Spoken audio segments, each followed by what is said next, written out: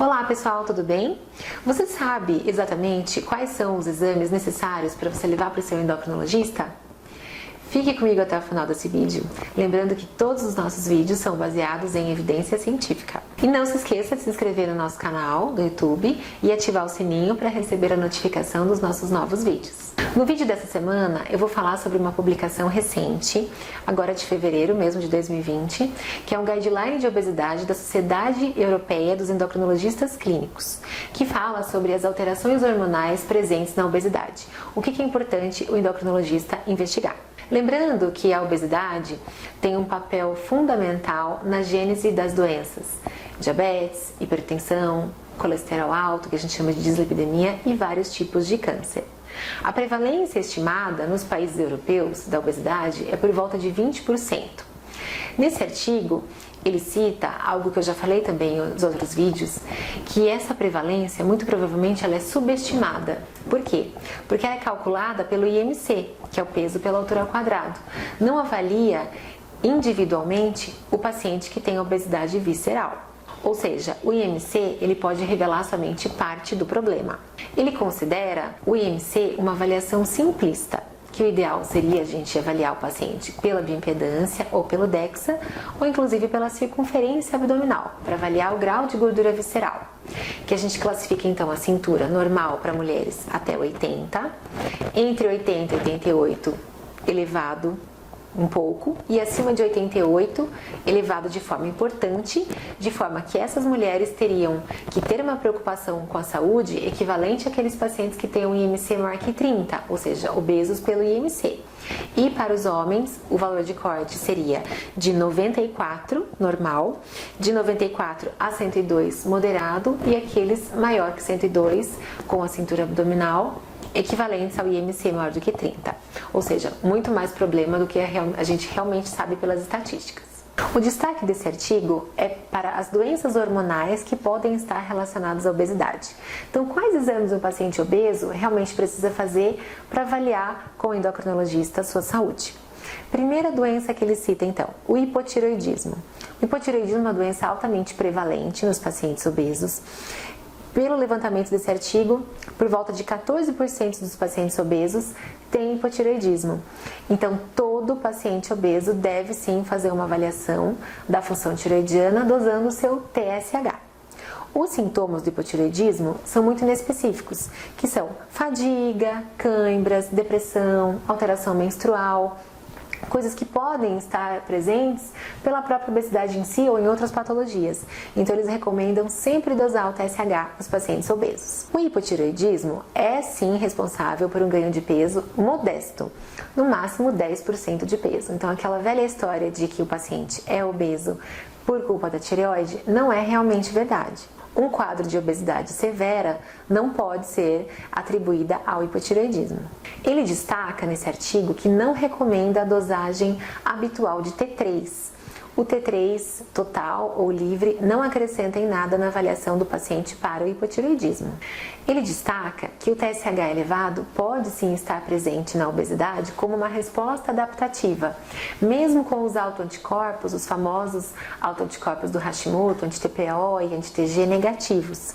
Pode sim ter um TSH elevado pela própria obesidade. Mas ele destaca que se o paciente tiver um T4 livre baixo, está indicado o tratamento do paciente obeso, mesmo sem a presença do Hashimoto. O tratamento não visa exatamente redução de peso nesses casos, visa uma melhora do perfil lipídico, do edema e também de redução de risco cardiovascular. Uma coisa que muitos pacientes perguntam é sobre o cortisol. Doutora, eu preciso usar meu cortisol? Meu cortisol está relacionado ao meu estresse? Existe fadiga adrenal? Então não tem nada disso, gente, não tem nada disso. Cortisol não vê estresse e não existe fadiga adrenal. A gente dosa cortisol quando há uma suspeita de hipercortisolismo. O que é isso? É uma doença que está sim relacionada à obesidade, com elevações do nível de cortisol. Por esse artigo, pelo levantamento que eles fizeram, há uma fraca associação, é bem pouco prevalente, em torno de 0,9%. Então não há indicação de dosar cortisol de rotina, somente quando há uma suspeita clínica de que o paciente tenha esse hipercortisolismo, ou seja, o que a gente chama de doença de Cushing, ou síndrome de Cushing, que é uma obesidade centrípeta. O paciente fica com um aspecto de face em lua cheia. Eu vou colocar algumas fotos para que vocês possam ver. A pele fica bem fragilizada, com estrias, com equimoses, pode ter osteoporose, associação com diabetes, hipertensão. Então já é um quadro de obesidade que vem com muito mais outros sintomas e outras doenças associadas.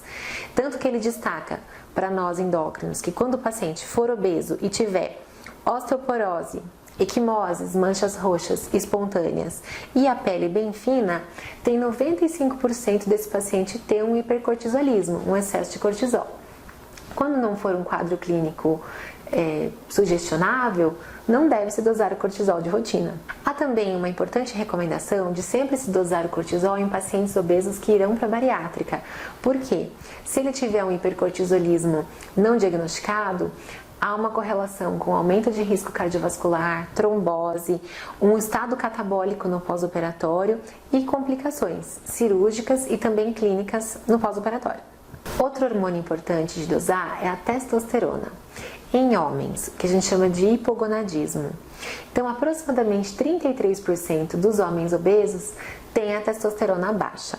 A obesidade também prejudica a concentração dos espermatozoides, a morfologia e a motilidade dos mesmos. Um levantamento mostrou que até 75% dos pacientes que vão para a bariátrica têm uma testosterona abaixo de 375 nanogramas por decilitro, considerada baixa nesse estudo. A gente deve então dosar a testosterona sempre que o paciente tiver obesidade e pelo menos 3 dos seguintes sintomas: disfunção erétil, baixa libido, fraqueza muscular, infertilidade, distúrbios de sono, de humor, memória, queda de pelos e ginecomastia, que é o aumento das glândulas mamárias. Eu vou colocar aqui uma tabelinha. Então, não dosar teste de rotina para todos os pacientes, mas se o paciente obeso tiver um desses sintomas, questionar os outros e avaliar se realmente é necessário a reposição de testosterona. O paciente é então considerado hipogonádico se ele tiver 3 desses sintomas e uma testosterona menor que 320 nanogramas por decilitro.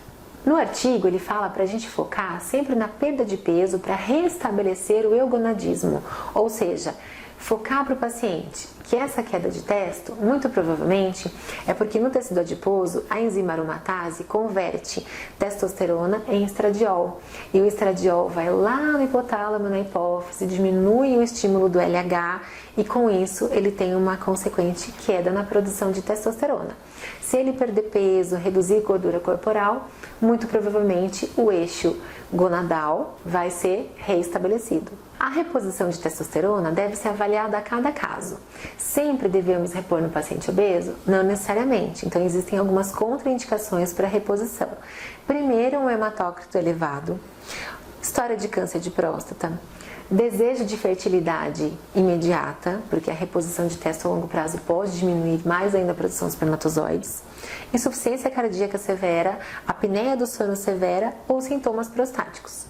Então, isso deve ser uma decisão tomada do médico junto com o paciente. Já a disfunção gonadal em mulheres, que é a síndrome dos ovários micropolicísticos, que eu já falei também mais detalhadamente em outro vídeo, está presente em até 36% das mulheres com obesidade. Então, a paciente se apresentar queixas de acne, hirsutismo, que a gente fala, que é excesso de pelos, aquela queda de cabelo androgenética, que é aquela redução de cabelo na região frontal, mais irregularidade menstrual, ela deve então ser testada para disfunção ovariana. A gente deve fazer o LH, o FSH, estradiol, testosterona, androstenediona, 17-hidroxiprogesterona, prolactina. E a primeira opção de tratamento medicamentoso no caso de uma tentativa de gestação é usar metformina. Fazendo a leitura desse artigo, a gente vê que a lista de exames hormonais que o endocrinologista deve fazer para avaliar bem um paciente obeso não é tão extensa assim. A gente deve sim avaliar a função tiroidiana de todo paciente obeso, o cortisol somente se o paciente tiver estigmas, que a gente chama de hipercortisolismo, função gonadal no homem se ele tiver sintomas e também função gonadal na mulher se ela tiver sintomas. Eu não preciso ficar pedindo deasulfato, avaliação de paratireoide, prolactina para todo mundo, grelina, GH e GF1, isso tudo não é necessário. Então, quando você vai procurar um atendimento médico do endocrinologista, a qualidade do atendimento não deve ser vista pela lista grande de exames que ele pede, e sim pela aplicabilidade clínica dos exames que você vai fazer. Por hoje, então, eu vou ficando por aqui. Se você tiver alguma dúvida, pode mandar pelo direct e também pode procurar os nossos vídeos anteriores que vão ter certamente informações complementares. Um abraço e até mais!